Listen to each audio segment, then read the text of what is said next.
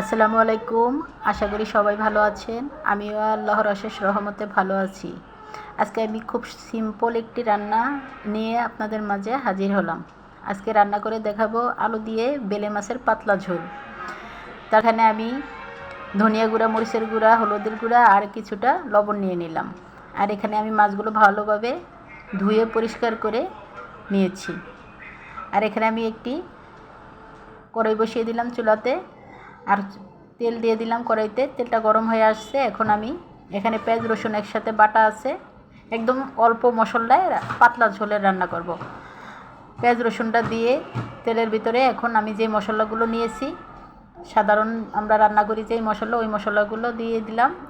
দিয়ে এখন ভালোভাবে মশলাগুলো মিশিয়ে একটু কষিয়ে নেব।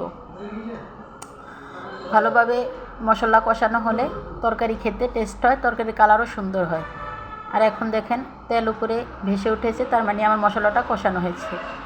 আর এই তো আমার বেলে মাছগুলো ধুয়ে পরিষ্কার করে নিলাম। আর এগুলো এখন ভালোভাবে মশলার সাথে একটু কষিয়ে নেব। এই মাছটা কিন্তু একটু নরম থাকে, ভেঙে যাওয়ার চান্স থাকে, এজন্য বেশি লাড়াচাড়া করা যায় না। শুধু মশলার সাথে ভালোভাবে লাগিয়ে একটু কষিয়ে নিব।